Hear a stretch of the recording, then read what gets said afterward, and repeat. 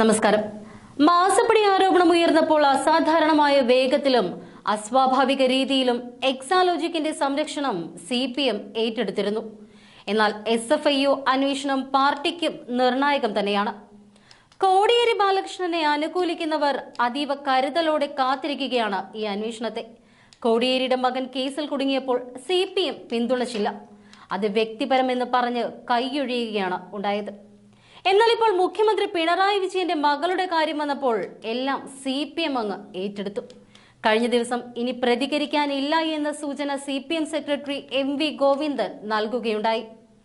അതിനിടയിലും CPMലെ ഒരു വിഭാഗം തിരിച്ചടിക്ക് ഒരുങ്ങുകയാണ്.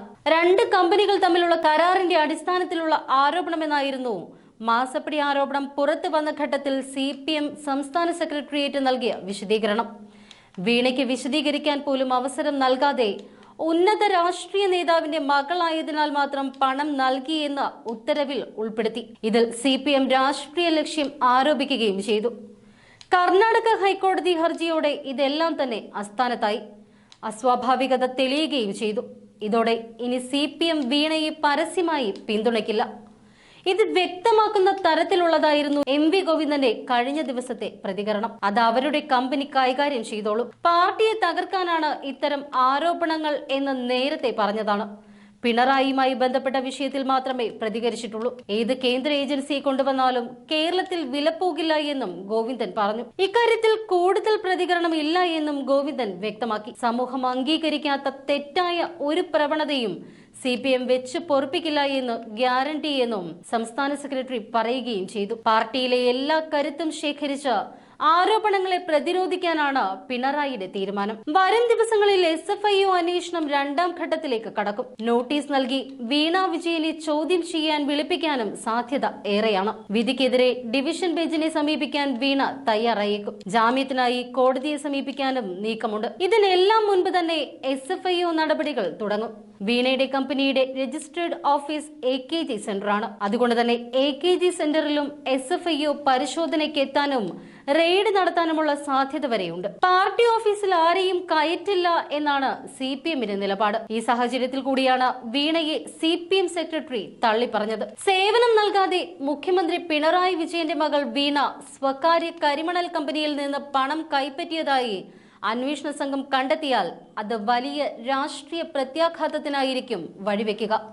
ഇത് മനസ്സിലാക്കിക്കൊണ്ടാണ് MV ഗോവിന്ദൻ കളം മാറ്റി ചവിട്ടുന്നത്. രജിസ്ട്രാർ ഓഫ് കമ്പനീസ് പ്രാഥമിക അന്വേഷണം നടത്തുകയും വീണയ്ക്ക് വിശദീകരണത്തിന് അവസരം നൽകുകയും ചെയ്തു. വീണയ്ക്ക് കാര്യമായി ഒന്നും തന്നെ വിശദീകരിക്കാനില്ലായിരുന്നു എന്നതും ദുരൂഹമാണ്. ഇത് ചൂണ്ടിക്കാട്ടിക്കൊണ്ട് ROC റിപ്പോർട്ട് നൽകുക കൂടി ചെയ്തതോടെ CPM അതിൽ ചാടിപ്പിടിച്ചില്ല. വീണ വിശദീകരിക്കേണ്ടതെല്ലാം വിശദീകരിച്ചോളും എന്ന വിശദീകരണത്തിൽ നേതാക്കൾ അങ്ങ് ഒതുക്കി. ഇതിന് പിന്നാലെയാണ് SFIO അന്വേഷണം വരുന്നത്.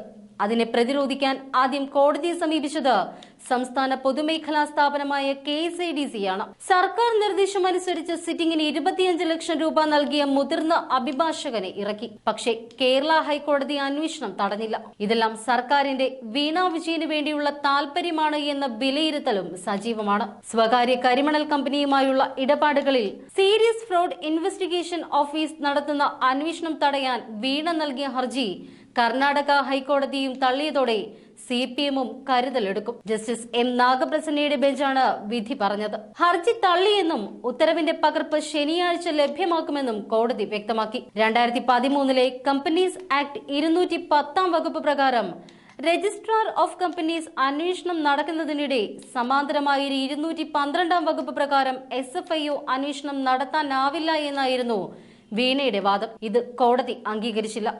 CMRL 1.72 കോടി രൂപ സോഫ്റ്റ്വെയർ സേവന കരാറിന്റെ മറവിൽ എക്സാലോജിക്കിന് നൽകിയതായി കണ്ടെത്തിയിട്ടുണ്ട് എന്ന് SFIO വാദിച്ചു.